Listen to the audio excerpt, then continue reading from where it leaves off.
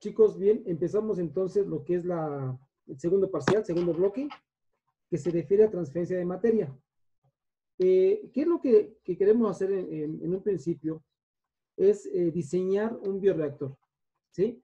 Y ese diseño tiene que ver con las características de las condiciones que debemos de mantener para que se lleve a cabo la fermentación, que se obtengan los buenos rendimientos, que se obtenga buena cantidad de producto, etc. ¿Sí? Para esos tipos de diseños nos basamos en lo que son los fenómenos de transporte, que es transferencia de momento, transferencia de masa y transferencia de calor. Para el caso de transferencia de momento, vimos las condiciones biológicas que necesitamos para poder definir al final de cuentas la potencia necesaria para poder llevar a cabo un buen mezclado. Es decir, la potencia necesaria es pues, la energía que necesitamos para que se pueda mover todo el fluido, ¿sí? Y así evitemos gradientes de concentración, haya un buen desplazamiento de fluido, haya una buena disponibilidad de nutrientes, haya todas las condiciones necesarias para que se lleve a cabo la fermentación. En cuanto a movimiento, ¿sí? Ahora, la segunda parte que nos toca ver es la parte de transferencia de materia o de masa, en la cual lo que vamos a hacer es, bueno, cómo se comporta de manera interna toda esa disposición de material o de nutrientes que debe tener esa homogeneidad en el sistema. ¿Cómo se van a mover? De manera casi molecular. ¿Qué es lo que tiene que ocurrir? ¿Cómo tiene que ocurrir? ¿Cómo debemos de evitar que haya un gradiente de concentración? ¿Cómo va a afectar otras condiciones a esa transferencia de materia? Entonces, lo que vamos a hacer aquí, para empezar a entender un poquito más el concepto de transferencia de materia, es, vamos a estudiar el proceso desde un punto de vista aerobio, ¿sí? Es decir, vamos a estudiar las condiciones necesarias para poder suministrar oxígeno al medio. Y aquí entonces nos lleva a conceptos similares, pero no iguales, que entonces manejamos suministro de oxígeno, disponibilidad de oxígeno, consumo de oxígeno, transferencia de oxígeno, ¿sí? Que son conceptos que al final de cuentas dices, bueno, pues estoy hablando de oxígeno, pero no es no es lo mismo. Al final de este bloque, se van a dar cuenta que los conceptos son muy diferentes, pero los podemos entender mucho mejor si entendemos las dimensiones que involucran a cada concepto, es decir, las unidades. Aquí es donde empezamos a ver un poquito más a profundidad esas dimensiones que deben tener cada concepto, ¿sí? Entonces, lo que vamos a hacer en este bloque es, vamos a estudiar a profundidad esa transferencia de oxígeno en un proceso aerobio. Vamos a ver que el oxígeno es una parte fundamental que se requiere para poder llevar a cabo esa fermentación. Y no nada más es suministrar oxígeno, no nada más es oxigenamos y ya tiene oxígeno. No, necesitamos establecer las condiciones necesarias para ver si se tiene el oxígeno suficiente o disponible para que pueda llevarse a cabo ese consumo de oxígeno. ¿A qué velocidad debo transferir el oxígeno? ¿Qué presión debe tener el oxígeno para que pueda ser transferido a la fase líquida de una fase gaseosa y entonces estar disponible para el microorganismo? Y es que, si ustedes se dan cuenta, si revisamos el concepto de fermentación aerobia, pues significa que si no hay oxígeno, no hay fermentación, o no se produce la fermentación que queremos. Por lo tanto, el oxígeno va a ser un factor limitante para que se lleve a cabo esa fermentación de buen término. Entonces, necesitamos entender ese concepto de consumo de oxígeno. ¿Cuánto oxígeno necesita el microorganismo para poder llevar a cabo esa fermentación? ¿Sí? No nada más es oxigenar, no. Tenemos que establecer esa condición para poder suministrar lo suficiente y hasta además para asegurar que el proceso se lleva a cabo de manera óptima. ¿Perdón? Vamos a ver que sí se requieren algunas condiciones. Y entonces aquí establecemos la primera condición. ¿Cuál es un factor crítico para que se lleve a cabo esa transferencia de oxígeno? Va a ser la viscosidad, ¿sí? La viscosidad es nuestro primer criterio. Si tenemos obviamente una viscosidad baja, la transferencia de oxígeno va a ser elevada. Pero si tenemos una viscosidad alta, la transferencia de oxígeno va a ser más complicada. Entonces ya tenemos ahí el primer criterio. Ya podemos establecer, de acuerdo al comportamiento reológico del medio, si tenemos condiciones reológicas como el índice de comportamiento, índice de consistencia, que pudieran favorecer esa transferencia de oxígeno. Entonces, el primer criterio es la viscosidad. Ok, vamos a hacer un lado la viscosidad y vamos a entrar de lleno a cómo se lleva a cabo ese proceso de transferencia de oxígeno, ¿sí? Que pueda facilitar la fermentación. Este proceso de transferencia de oxígeno, pues se lleva a cabo gracias a que hay una difusión. Hay una difusión molecular. Ahora, ¿a qué me refiero con difusión molecular? Vamos a entender que el oxígeno se encuentra en la fase gaseosa, en este caso aire, ¿sí? Entonces, el oxígeno molecular se encuentra en ese seno de burbuja de la fase gaseosa, la cual voy a necesitar que pase a la fase líquida. Entonces, debe de haber una difusión, debe de haber un movimiento, ¿sí? Obviamente, ese movimiento va a ser en favor de evitar el gradiente de concentración. Es decir, por simple naturaleza, el oxígeno va a desplazarse para tratar de igualar el sistema, ¿sí? En este caso, que la presión parcial se iguale. Entonces decimos que se empieza a desplazar el oxígeno para que la concentración sea la misma en ambos lados, en la fase gaseosa y en la fase líquida, ¿sí? Aquí es donde decimos, metemos un poquito el concepto de la ecuación de Henry, que estoy manejando concentraciones iguales, por lo tanto, la presión parcial del oxígeno en ambos sistemas, fase gaseosa, fase líquida, debe ser la misma, ¿sí? Entonces, ese movimiento que tenga el oxígeno va a ser en pro de evitar el gradiente de concentración. Siempre va a ser ese concepto, y ese es el fundamento por el cual se lleva a cabo la transferencia de oxígeno, de que debe evitar el gradiente de concentración. Ahora, entrando más de lleno de forma matemática a ese concepto de difusión, pues establecemos lo que se conoce como ley de Fick, ¿sí? La ley de Fick es una ley muy parecida a la ley de Newton para el caso de transferencia de momento. La ley de Fick, si ustedes se dan cuenta, tiene algo muy parecido. La forma es muy similar. Hay una proporcionalidad, hay un gradiente. ¿Qué pasaba con la ley de Newton? Había un gradiente de movimiento, un gradiente de velocidad, ¿sí? Para que se pueda llevar a cabo ese movimiento, debe existir un gradiente de velocidad. ¿Qué pasa con la ley de Fick? Para que haya esa transferencia de masa, de materia, debe de haber un gradiente de concentración. Si no hay un gradiente de concentración, entonces no hay transferencia, porque la concentración es igual en ambos sentidos. Y recuerden, para que haya difusión, debe de haber un gradiente de concentración, debe de haber una diferencia de presiones parciales, diferentes concentraciones en ambos lados del sistema, para que entonces se pueda mover la concentración de un lugar mayor a un lugar menor. Y ese es el concepto de la ley de Fick, de la transferencia de materia, que se pueda mover gracias a un gradiente de concentración. Ese gradiente de concentración, en la ley de Fick, lo manejamos como esa derivada de la concentración de A con respecto a la derivada de Y, donde Y es la distancia, ¿sí? Entonces, forzosamente para que haya transferencia de masa, debe de haber gradiente de concentración. Si no hay gradiente de concentración, no hay transferencia de materia. Ahora, ok, hay gradiente de concentración. Pero entonces decíamos que hay criterios que me establecen que se puede llevar a cabo más fácil o más rápido la transferencia de materia.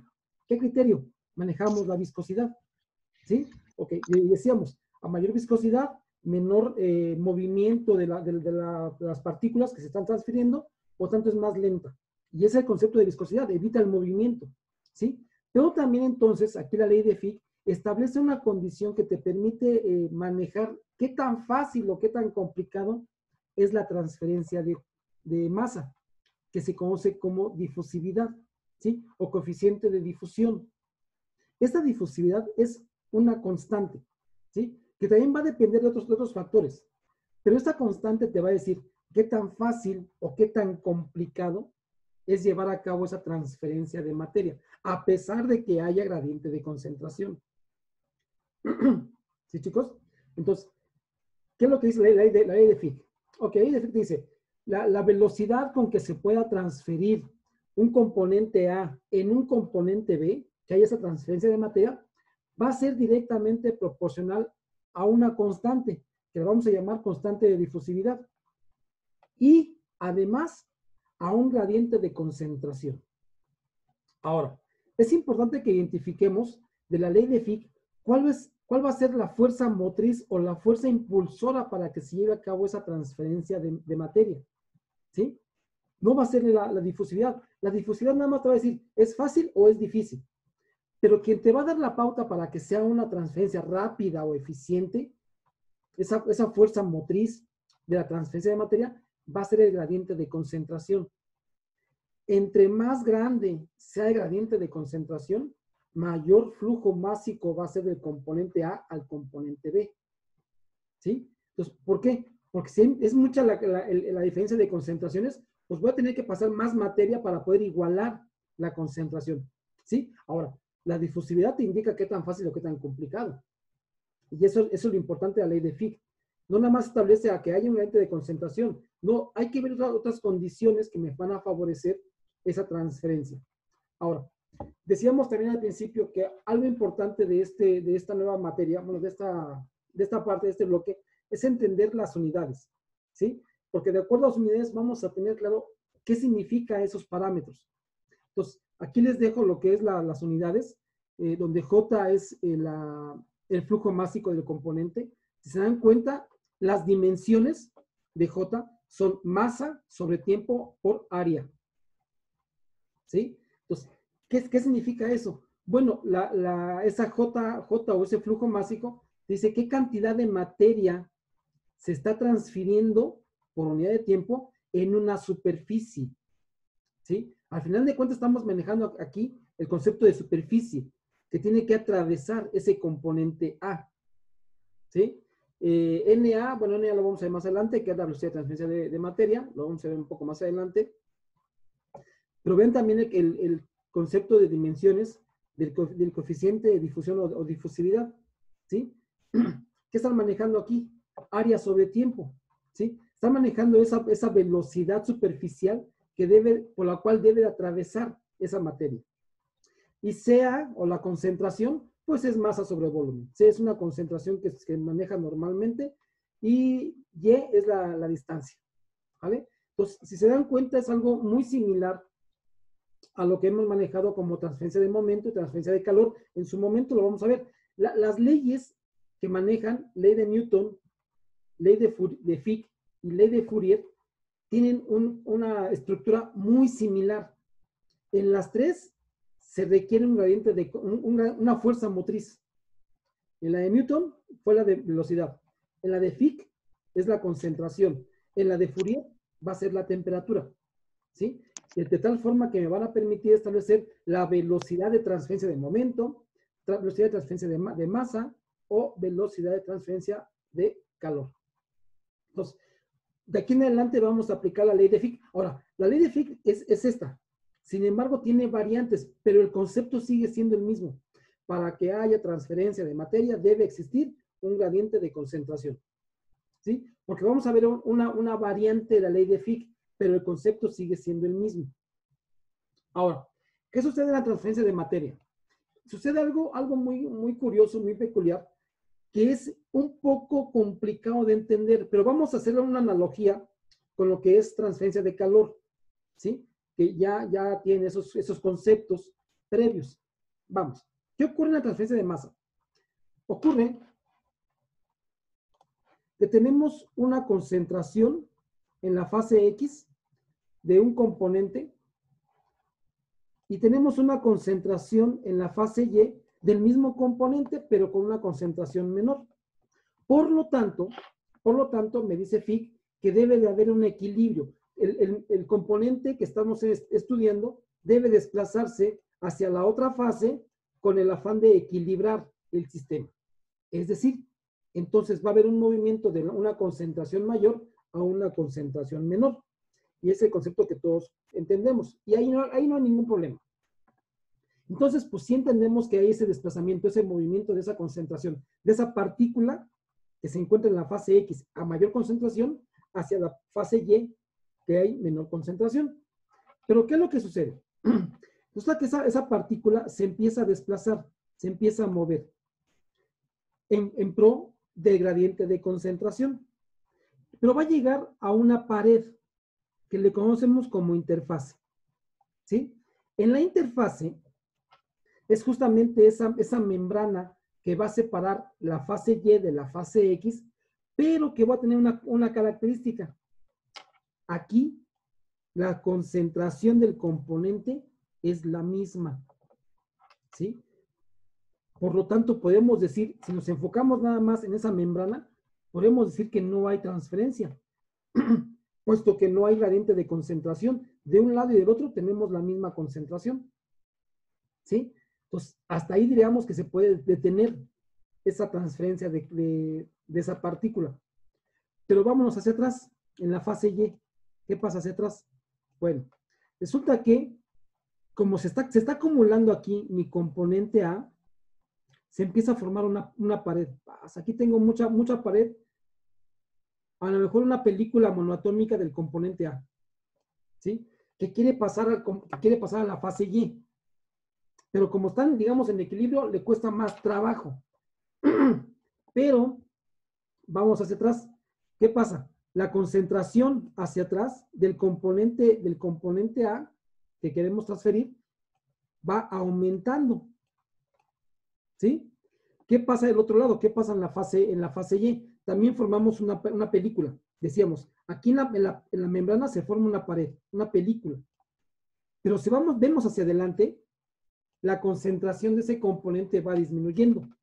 Entonces podemos entender que a partir de esa película sí hay una transferencia de masa de la película hacia el seno de la fase Y, o de la película hacia el seno de la fase X. ¿Sí? Entonces, si observamos, se empieza a formar aquí una película completa. Pero hay un movimiento lento de ese componente debido a una acumulación, perdón, está cambiando voz de hombre, a una acumulación en la membrana. Empieza a moverse lento esa transferencia. Una vez que se separa el componente de la membrana, ya empieza a moverse mucho más rápido ese componente para llegar al seno de la fase Y. Por lo tanto, podemos decir que la máxima complejidad que va a haber en la transferencia de materia se encuentra en la interfase, en esta pequeña membrana que va a dividir la fase X de la fase Y. Aquí va a ser nuestra máxima dificultad. ¿Por qué? Porque se forma esa pequeña película. Esa película que prácticamente se mantiene en equilibrio. Pero a partir de esa película se empieza a mover hacia el seno de la fase Y o del seno de la fase X se empiezan a mover, pero muy lento. Una vez que se desprenden, empiezan a moverse más rápido. ¿Sí? ¿Por qué? Porque tenemos ahí un gradiente de concentración muy pequeño, muy pequeño. Entonces, para el caso de la transferencia de materia, decimos que la interfase es la que presenta la mayor dificultad a la transferencia de materia. ¿Cómo lo podemos asociar, decíamos, con la transferencia de calor? Sencillo. Imagínense ustedes, olvídense de que son fases, imagínense ustedes que aquí tienen una pared de ladrillo. Y aquí ponen ustedes un soplete, donde hacen prender con mucho calor. Aquí, por lo tanto, voy a tener una temperatura 1. Se va a calentar la pared.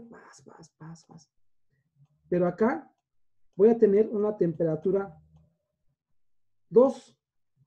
Donde se ve claramente que aquí, en el lado X, tengo mayor temperatura y en el lado Y tengo menor temperatura. Por lo tanto, tengo un gradiente de temperatura. Y entonces, estoy haciendo que haya un flujo de calor. ¿Sí? Pero yo no voy a hacer que la temperatura 1 sea igual a la temperatura 2. No puede ser posible. ¿Por qué? Porque la pared está teniendo cierta resistencia a la transferencia de calor. Y eso es lo que me provoca que de un lado de la pared tengo una temperatura y del otro lado tengo una temperatura diferente, más baja. ¿Sí? Y entonces decimos, como no se llega a un equilibrio de manera instantánea de temperatura, quien ofrece la mayor resistencia a la transferencia de calor es la pared. La pared es como la membrana en la transferencia de materia. que te va a impedir ese paso libre de materia, o en este caso de calor, para que puedan igualarse el sistema. ¿Sí? A esto se le conoce como la teoría de la doble película, porque se forma una película del lado de la fase Y también se forma una película del lado de la fase X, que van a evitar ese flujo continuo de transferencia de materia. ¿Sí? Entonces, aquí hablamos de que aquí se encuentra la mayor resistencia de transferencia de materia. Si revisamos la ecuación de Fick y observamos que para que haya transferencia de materia debe de existir un gradiente de concentración, ¿sale? Aquí está, sí existe. Luego entonces, esta parte de aquí es la mayor resistencia que pueda tener para transferencia de materia. Entonces, puedo decir que en la interfase de la fase X y la fase Y se encuentra la máxima difusividad, la máxima, no difusividad, la máxima resistencia para poder llevar a cabo esa transferencia, que tiene que ver con la difusividad. Sí, más adelante vamos a ver de qué manera asociamos esa resistencia con la difusividad. Entonces, aquí es donde se encuentra la mayor resistencia. Si esta la conozco, si esta la podemos determinar, entonces ya va a ser mucho más fácil decidir o definir la velocidad que hay de transferencia en una sola fase. Porque la fase Y, de la fase X a la fase Y, ya se rompió, ya la conocí. Ya sé de qué manera puedo eficientarla. Y de esa manera entonces podemos entender mucho más fácil la transferencia de materia.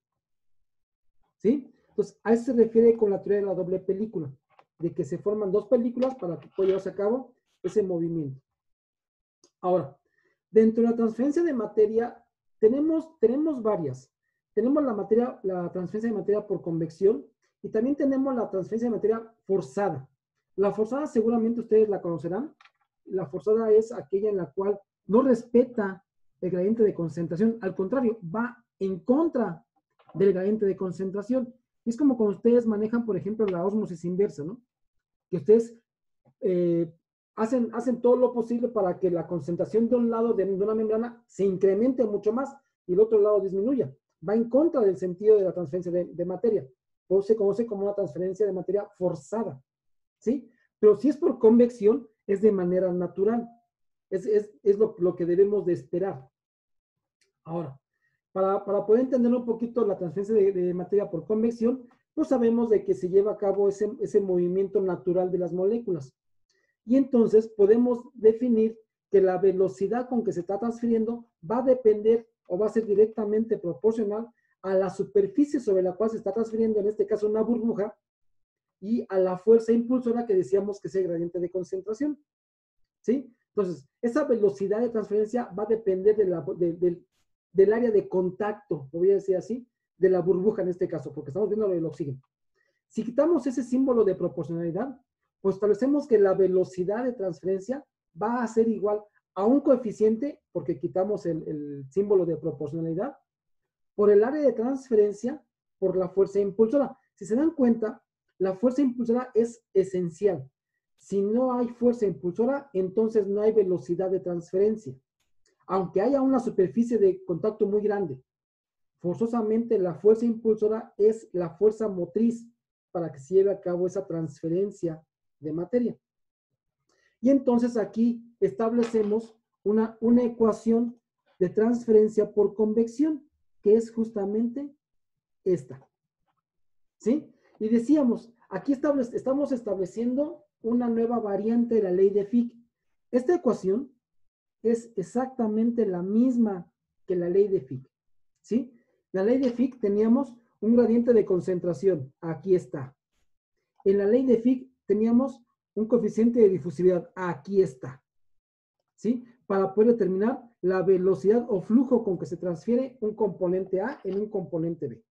Entonces, esta ecuación sigue siendo la ley de Fick, sigue respetando la ley de Fick, ¿sí? Nada más que ahora ya lo manejamos, esa difusividad, en términos del área de contacto y de una constante de transferencia. Pero en realidad sigue siendo seguimos respetando la ley de Fick. Ahora bien, esa NA o esa velocidad de transferencia de un componente A, también la podemos conocer como velocidad volumétrica, ¿sí? ¿Por qué velocidad volumétrica? Vean sus dimensiones. La NA, que es la velocidad de transferencia, tiene dimensiones de masa sobre volumen, de ahí que sea volumétrica, por unidad de tiempo, de ahí que sea velocidad, ¿sí? Por eso es una velocidad volumétrica. Y esas unidades, chicos, por favor, ténganlas bien presentes, esas dimensiones, masa sobre volumen por tiempo. Siempre que manejemos masa sobre volumen por tiempo, estoy manejando una velocidad volumétrica. En este caso, velocidad volumétrica de transferencia de materia. Para el caso del área, dice que es el área de interfase por unidad de volumen. Y es aquí curioso, y se los voy a dejar de tarea. Maneja que las unidades, que las dimensiones son longitud a la menos 1. Cuando entendemos que área debe ser superficie y que debe ser, por lo tanto, longitud al cuadrado. Pero aquí me están manejando que el área de interfase debe tener dimensiones de longitud a la menos 1. En caso de que fueran unidades, serían metros a la menos 1 en el sistema internacional o pies a la menos 1 en el sistema inglés. Entonces hay que ver aquí el detallito de por qué esas dimensiones para este concepto del área de interfase. Y K es el concepto de transferencia de materia cuyas dimensiones son longitud sobre tiempo. Si se dan cuenta, esta K es una velocidad, porque están manejando longitud sobre tiempo. Por ejemplo, metros sobre segundo. Es una velocidad lineal, ¿sí? Más adelante vamos a entender un poquito más. Ahora, si establecemos que esta ecuación puede manejarse de acuerdo a la ley de Fick, podemos resumirla de esta manera. ¿Qué fue lo que se hizo aquí? Habíamos dicho, voy a regresar a la anterior. Habíamos dicho que tenemos esta ecuación. Esta es la ley de Fick. ¿Sí? Pero en la siguiente diapositiva estamos cambiando un parámetro y lo estamos tomando con otro diferente. Esta ecuación es exactamente la misma que la anterior, solo que estoy manejando aquí el concepto de resistencia, ¿sí? Y la resistencia va a ser el inverso a Ka. Ka es la facilidad. Por lo tanto, R es la resistencia que va a poner el medio para poder llevar a cabo esa transferencia de materia. ¿Sí? Entonces, debemos de estar bien entendidos de a qué se refiere con facilidad y resistencia. ¿Sí? Aquí entonces ya vemos el concepto un poquito más, si lo analizan, de la teoría de la doble película, donde se encontraba esa resistencia para poder llevar a cabo ese movimiento en la pared. Es esta resistencia. ¿Sí? Si yo conozco esa resistencia y le saco el inverso, puedo decir qué tan fácil o qué tan complicado es. De tal forma que decimos, a mayor resistencia, menor facilidad. Por lo tanto, va a costar más trabajo transferir materia. Pero si hay menor resistencia, hay mayor facilidad. Por lo tanto, es mucho más fácil transferir materia. ¿Sí, chicos? ¿Hasta aquí alguna duda que tengan? Ay, ya dejé de compartir. Solamente lo de la linealidad de la distancia en la ecuación